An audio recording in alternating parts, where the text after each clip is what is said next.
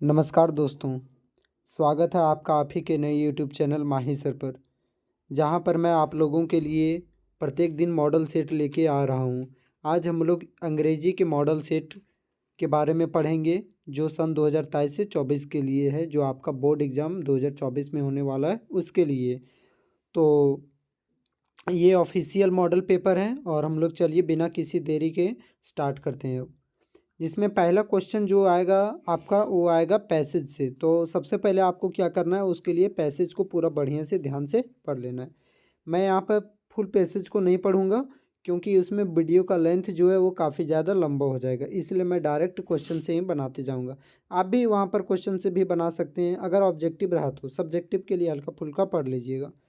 पहला क्वेश्चन है, lack of punctuality affect man's life. जो समय की पाबंदी होती है वह आदमी के जीवन को कैसे प्रभावित करती है। तो देखिए इसका साफ साफ लिखा हुआ है यहाँ पर, lack of punctuality affect a man's life in various ways. कि जो समय की पाबंदी होती है वो मनुष्य के जीवन को अलग अलग प्रकार से प्रभावित करती है। वेरियस वेज मतलब अलग अलग प्रकार से।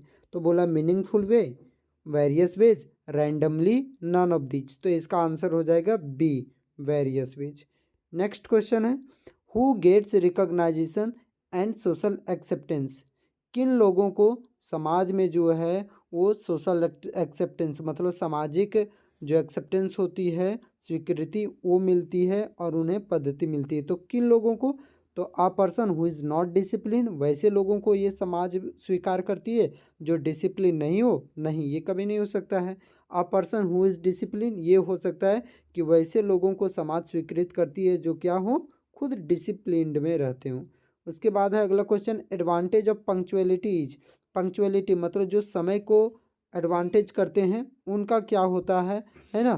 तो it makes life discipline, it makes life great. तो इसका जो आंसर हो जाएगा, इट मेक्स लाइफ डिसिप्लिन, या हमारे जीवन को डिसिप्लिन्ड बनाते हैं, है ना। उसके बाद नेक्स्ट क्वेश्चन हम लोग बढ़ते हैं। आपको अगला क्वेश्चन है, one word for take it easy attitude is. एक वर्ड आपको पैसेज से उठाना है जिसका मतलब होता है टेक इट इजी। ठीक है, सेफ, सेफ मतलब बचाओ। टेक इट इजी का मतलब होता है कोई बात नहीं, आराम से लो इस चीज़ को, आराम से, है ना। सेफ मतलब बचाओ, ये नहीं हो सकता, आराम से बचाओ इसका मीनिंग नहीं निकल रहा। लेज, लेज मतलब आलसी, आराम से इसका मतलब क्या हुआ, आप आराम से बोल रहे हैं, आराम करने बोल रहे हैं, तो इसका मतलब हुआ कि आप उसे आलस सिखा रहे हैं। तो लेज हो जाएगा 4 का बी। ठीक है, नेक्स्ट क्वेश्चन है, punctuality is considered as a symbol of. तो पंक्चुअलिटी जो समय की पाबंदी है वो किसे दर्शाती है, वर्ल्ड लीडर को, ग्रेट सेंट को, महात्मा को, या फिर लेजी पीपल को। लेजी पीपल तो नहीं होगा पंक्चुअलिटी, अगर हम पंक्चुअल हैं तो लेजी पीपल नहीं हो सकते, नन ऑफ दीज ये भी नहीं होगा। वर्ल्ड लीडर मतलब अगर आप पंक्चुअल हैं अपने टाइम को लेकर तो आप एक लीडर बन सकते हैं, अच्छे खासे लीड कर सकते हैं टीम को। नेक्स्ट क्वेश्चन है, synonym of for goodness is. Goodness का सिनोनिम क्या होता है, सिनोनिम का मतलब होता है समानार्थी शब्द। ठीक है, तो गुडनेस मतलब होता है अच्छाई, तो अच्छाई का समानार्थी शब्द क्या होता है, तो अच्छाई का समानार्थी होता है वर्च्यू। ठीक है, याद रखिएगा वर्च्यू, वर्च्यू का मतलब भी होता है अच्छाई। नेक्स्ट क्वेश्चन है, एंटोनिम ऑफ सक्सेस। एंटोनिम का मतलब होता है विपरीतार्थक, यानी कि उल्टा। तो सक्सेस का उल्टा होता है फेलियर, फेल हो जाना। ठीक है, तो यहाँ पर 7 का ऑप्शन नंबर सी। लेकिन आपको फेल नहीं होना है बच्चों, आपको बोर्ड एग्जाम में अच्छे खासे नंबर से पास होना है। नेक्स्ट क्वेश्चन है, what bring glory and a bright future to the country. देश के लिए कौन गर्व के लिए, और देश के लिए कौन जो है वो गर्व और अच्छे भविष्य के लिए काम करता है। ठीक है, punctuality, careless people, careless people ये नहीं, अच्छा भविष्य इनसे देश से फिर नहीं हो सकता है। लेजी पीपल ये भी नहीं हो सकता, नन ऑफ दी ये भी नहीं। तो पंक्चुअलिटी, वैसे लोग जो पंक्चुअल होते हैं अपने समय को लेकर, वह एक ना एक दिन देश के लिए अच्छे भविष्य बनते हैं और उनका मान सम्मान ऊंचा करते हैं। अगला है आपका ग्रामर सेक्शन शुरू होता है, जिसमें पहला क्वेश्चन है, the indirect speech of he said to me I am writing a letter. यहाँ पर देखिए डबल इन्वर्टेड कॉमा है, इसके बदले में हम लोग लिखते हैं दैट। ठीक है, और सेड को हम लोग उसके अनुसार बदलते हैं, जैसे कि सेड है तो उसको हम लोग टॉल्ड में बदल देते हैं, और उस डबल इन्वर्टेड कॉमा को दैट, और उसके बाद जो दिया गया I am writing a letter, ये I am writing a letter, उसे हम लोग टेंस के अनुसार बदलते हैं। फॉर एग्जाम्पल यहाँ पर देखिए, ये I am writing a letter, ये जो है प्रेजेंट कंटिन्यूअस टेंस का है, तो इसका बदल जाएगा पास्ट कंटिन्यूअस टेंस में, टेंस के अकॉर्डिंग बदलता है। इसके लिए मैं एक अलग से वीडियो लाऊंगा। तो he said to me I am writing a letter, तो क्या हो जाएगा, ही टोल्ड मी, सेड का टोल्ड हो जाएगा he told me, he told me that, ये डबल इन्वर्टेड कॉमा के बदले आ गया that, he told me that I am writing a letter, नहीं यहाँ पर वही का वही उतर गया, टेंस के अकॉर्डिंग नहीं बदला, ये नहीं होगा। ही टोल्ड मी दैट, यहाँ तक ये ठीक है। He was writing a letter, हाँ ये हो जाएगा।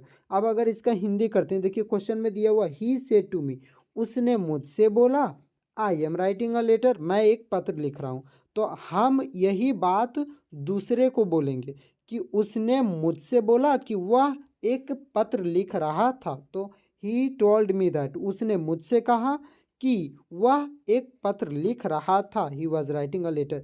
सीधा समझिए कि इनडायरेक्ट स्पीच में चुगली होता है, और वो चुगली किस में होता है, आपका पास्ट में होता है। जैसे कि मैं बोलूँगा कि मैं कल पटना जा रहा हूँ अपने दोस्त को, तो मेरा दोस्त दूसरे को जाके बोलेगा कि पता है कि वो कल पटना जाएगा, समझे, इस प्रकार से।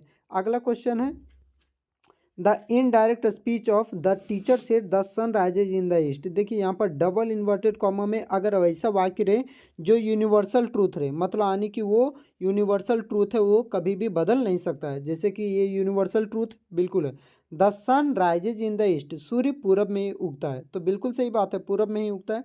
तो अगर कोई सेंटेंस यूनिवर्सल ट्रूथ हो डबल इन्वर्टेड कॉमा के अंदर, तो उसको एज इट इज उतार देते हैं, तो द टीचर सेड का सेड ही होगा, और डबल इन्वर्टेड कॉमा के बदले दैट, तो यहाँ पर कहीं दिया हुआ है द टीचर सेड, हाँ दिया हुआ, the teacher said that the sun rises in the east, मतलब ऑप्शन नंबर सी करेक्ट हो जाएगा।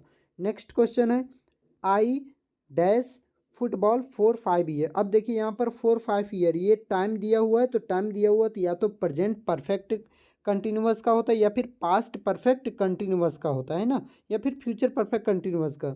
ठीक, तो यहाँ पर आप देख सकते हैं कि प्रेजेंट परफेक्ट टेंस में हैज बीन या फिर हैव बीन लगता है, और पास्ट परफेक्ट टेंस में हमेशा हैड बीन लगता है, तो हैड बीन आपका कोई भी ऑप्शन में नहीं दिया गया है, तो आपका बचा हैज बीन या फिर हैव बीन, तो आई है तो आई के साथ क्या लगता है, हैव, तो ये हो जाएगा I have been playing for, I have been playing football for 5 years.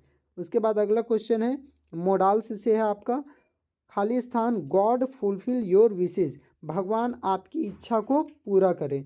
तो अगर मैं किसी को विश कर रहा हूँ तो उसमें याद रखिएगा मे का प्रयोग होता है, किसी के लिए दुआ मांगते हैं या किसी को आशीर्वाद देते हैं तो उसमें मे का प्रयोग होता है, तो उसे हम लोग क्या कहते हैं कि may God fulfil your wish, भगवान आपकी इच्छा को पूरा करे। ठीक है, मस्ट का प्रयोग वैसे सेंटेंस में होता है जो बहुत ही नेसेसरी होता है, कि जैसे हम लोगों को अपना टैक्स जरूर पे करना चाहिए, तो we must pay our taxes. ठीक है, इस तरह कर से करके, जैसे कि और भी रहेगा कि हमें ट्रैफिक नियमों का पालन करना चाहिए, उन सभी में आप लगा सकते हैं। ठीक है, अगर वो सब में सूट भी रहेगा तो ट्रैफिक वाला में सूट भी हो सकता है, आप सेंटेंस के अकॉर्डिंग देखिएगा, और भी ऑप्शन और भी जो क्वेश्चन है उसके अकॉर्डिंग।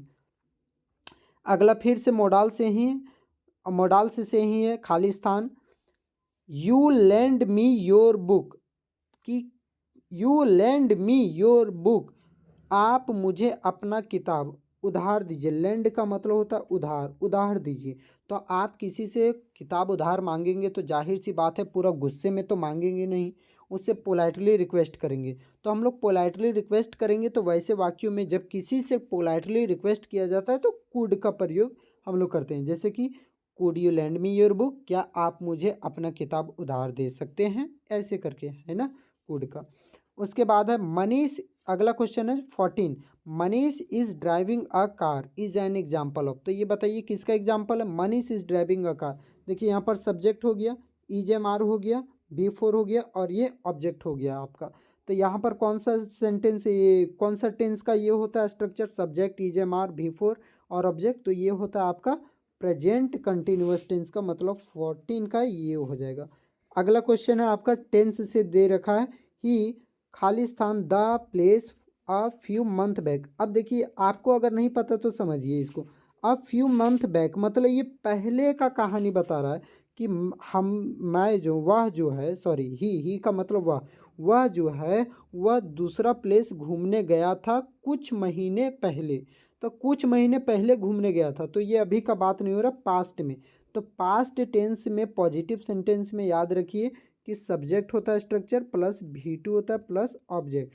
तो V2 तो विजिट तो V2 नहीं हुआ, ये विजिट्स दिया हुआ ये भी V2 नहीं हुआ, विजिटेड और विजिटिंग, विजिटिंग तो V4 हो गया, यहाँ पर बच गया विजिटेड, तो 15 का ऑप्शन नंबर सी हो जाएगा।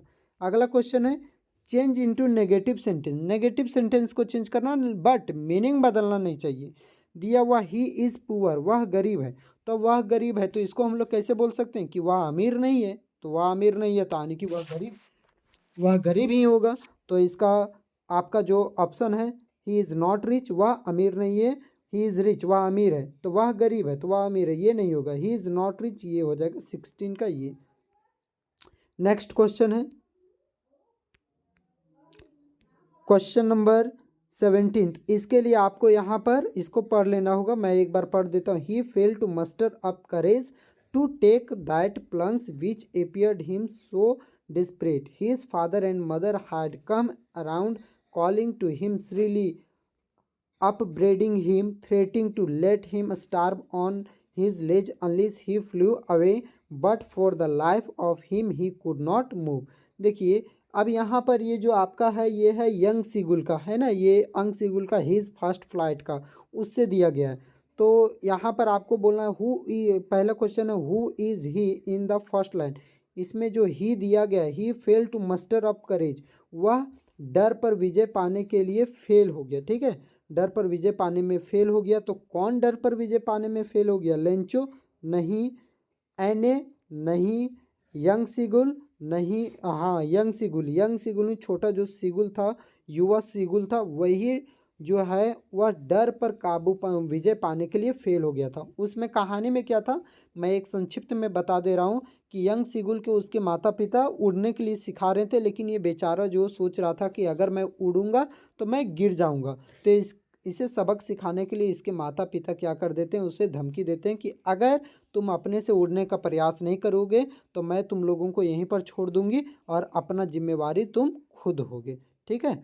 और इस तरह से भूख में वो बेचारा तड़पते रहता है और अंत में जब इसे भूख बर्दाश्त नहीं होता है तो वह उड़ान भरता है और अपने डर पर काबू पा लेता है, अपने डर पर विजय पा लेता है। तो यहाँ पर कौन है फर्स्ट लाइन में ही, तो ये आपका यंग सिगुल हो जाएगा। नेक्स्ट है दिस एक्सट्रैक्ट से हैज़ बीन रिटेन बाय, ये जो आप पढ़ें ये कौन लिखे? रॉबर्ट फ्रॉस्ट नहीं, मुल्क राज आनंद नहीं, GL फ्विंट्स नहीं, ये लियाम ओ फ्लैहैट्री लिखें, ठीक है। तो ऑप्शन नंबर डी हो जाएगा। नेक्स्ट क्वेश्चन है what does the word threatening mean here. Threatening का मतलब क्या होता है? तो थ्रेटनिंग का मतलब होता है धमकी देना। तो ऑबिंग मतलब पालन करना नहीं, स्माइलिंग हंसना नहीं, फ्राइटनिंग डराना हाँ, तो धमकी देना मतलब वो डरेगा ही। तो 19 का जो होगा आपका ऑप्शन नंबर सी हो जाएगा। अगला क्वेश्चन है क्वेश्चन नंबर 20। ये अब आपका बुक से दिया गया है ना, यहाँ पर आपका बुक से क्वेश्चन शुरू होता है, वो भी बुक से ही है, मतलब 17 से आपका बुक से स्टार्ट हो गया है। क्वेश्चन नंबर 20 में आते हैं what did the otter look like. ये आपका मिसबिल द ऑटर वाला चैप्टर से है। ऑटर लुक लाइक, ऑटर जो है आपका कैसा दिख रहा था? Small dragon, small cat, small dog, small goat. तो ऑटर बताइए कैसा लग रहा था देखने में? स्मॉल ड्रैगन के जैसा लग रहा था, एकदम छोटा ड्रैगन के जैसा, ठीक है। अगला क्वेश्चन है what is a country's greatest wealth. ये आपका नेल्सन मंडेला का है, a long walk to freedom. What is country's greatest wealth, एक देश के लिए सबसे बड़ा धन क्या होता है? इट्स मिनरल, उसका खनिज पदार्थ, इट्स पीपल, उसके लोग, उसके टेक्नोलॉजी, या नन ऑफ दीज। तो याद रखिएगा किसी भी देश के लिए सबसे बड़ा चीज़ जो होता है उसके लोग होते हैं, ठीक है, वहाँ के लोग ही होते हैं। अगला क्वेश्चन है what was Gautam Buddha yearly name. Gautam Buddha जो हैं भगवान गौतम बुद्ध, उनका शुरुआती नाम क्या था? ये आपका है सरमन एट बनारस चैप्टर से है, सिद्धा, सिद्धार्थ या सिद्धा या सिद्धार्थ। तो याद रखिएगा ये आपका जो गौतम बुद्ध का है ये आपका सिद्धार्थ है, ठीक है। The baker from Goa was called, जो गोवा में बेकर हैं उन लोगों को क्या कहा जाता है? Padder, dapper, raider, none of this. तो इसमें बहुत बच्चे देखिए इसमें केवल वर्ड को चेंज कर करके लिख दिया गया है, लेकिन याद रखिएगा कि गोवा में जो बेकर हैं उनको पैडर के नाम से बुलाया जाता है। अगला क्वेश्चन है, What are the two negative creatures that Robert Frost used as carriers of positivity? यहाँ पर रॉबर्ट फ्रॉस्ट जो है अपने चैप्टर में डस्ट ऑफ स्नो में वो क्या दो नेगेटिव कैरेक्टर्स को इंक्लूड किए थे, है ना। हैमलॉक ट्री, पहला तो है स्नो डस्ट, दूसरा hemlock tree crow, hemlock tree snow, snow crow. तो याद रखिएगा हैमलॉक ट्री बबुल का जो पेड़ है और क्रो कौआ, उन दोनों को एक नेगेटिव शेड के रूप में कंसीडर किए थे। हम लोग जानते हैं कि कौवा जो है वो नेगेटिव चीज़ों को दर्शाता, पॉजिटिव चीज़ों को नहीं, और हैमलॉक ट्री भी नेगेटिव चीज़ों को ही दर्शाता। वही हमारा पूछा नेगेटिव क्रिएचर। ठीक है, अगला क्वेश्चन है, why should the tiger lurking in Shadow? Tiger जो है मतलब बाघ जो है वो छाये में क्यों छिप जाता है, मतलब जैसे कि झाड़ी उड़ी में क्यों छिप जाता है? आउट ऑफ फियर, डर से नहीं, वो डर से नहीं छिपता। आउट ऑफ एंगर, गुस्से से नहीं। टू कैच द डियर, हाँ ये हिरन का शिकार करने के लिए वह छुप जाता है, ताकि हिरन आएगी तो मैं सही मौके का इंतजार करके उसे झपट लूँगा। अगला क्वेश्चन है, what was Horace allergic to? Horace को किन चीज़ों से एलर्जिक होता है, किन चीज़ों से एलर्जी होता है? डस्ट से, धूल से नहीं। स्मेल ऑफ फ्लावर से, पॉलन से, या फिर मिल्क से? तो याद रखिएगा उसको जो हॉरेस डेम्बी है उसे स्मेल ऑफ फ्लावर जैसे ही उसके सेंट आता है उसे, तो हमेशा उसे स्नीकिंग आने लगता है, मतलब छींक आने लगता है। What did the doctor in the, अगला क्वेश्चन है 27, what did the doctor in the story a Trump of surgery advice? जो अ ट्रम्प ऑफ सर्जरी आप लोग चैप्टर पढ़े हैं उसमें डॉक्टर जो मिसेस पंफरे को क्या एडवाइस करता है? कट हिज फूड, उसका भोजन में कट करो। हाँ ये किया था, वो एडवाइस किया था कि इसका भोजन में कटौती करो। गिव हिम मोर एक्सरसाइज, ये भी बोला था कि उसको ज़्यादा ज़्यादा एक्सरसाइज करवाओ। Keep him on a very strict diet, और उसको ज़्यादा ज़्यादा स्ट्रिक्ट डाइट पर रखो, एकदम फॉलोइंग उसके डाइट को कम कीजिए। ठीक है, ऑल ऑफ दीज, हाँ तो ये हो जाएगा ऑल ऑफ दीज, ये तीनों चीज़ों को वो बोला था। नेक्स्ट क्वेश्चन है, who is Fowler in the story of the midnight visitor? जो आप लोग मिड नाइट विजिटर पढ़े हैं तो उसमें फॉलर कौन था? सीक्रेट एजेंट था? नहीं। स्पाई था? ये भी नहीं। पर्सनल इन्वेस्टिगेटर था या फिर राइटर था? तो याद रखिएगा वो राइटर था, है ना। वो राइटर था जो स्पाई का उस चैप्टर के कैरेक्टर में जो स्पाई है उसका वो क्या करने आया था, वो इंटरव्यू लेने आया था। अगला क्वेश्चन है, what type of man was Griffin? Griffin किस प्रकार का आदमी था? लॉलेस पर्सन, मतलब यानी कि नियम कानून नहीं मानने वाला था। ब्रिलियंट साइंटिस्ट था, काफ़ी तेज तर्रार था। इंजीनियर था, या option number D both A and B? तो इसका हो जाएगा बोथ ए एंड बी। ठीक है, अगला क्वेश्चन है, what did Ramlal demand as dowry? Ramlal जो है वो डॉरी के लिए क्या डिमांड करता है? तो हम लोग देखते हैं अगला क्वेश्चन, इसका ऑप्शन देखते हैं कि वो रामलाल जो है वो डॉरी के लिए क्या डिमांड करता है। वैसे याद रखिएगा मनी डिमांड करता है, वो पैसों का डिमांड करता है।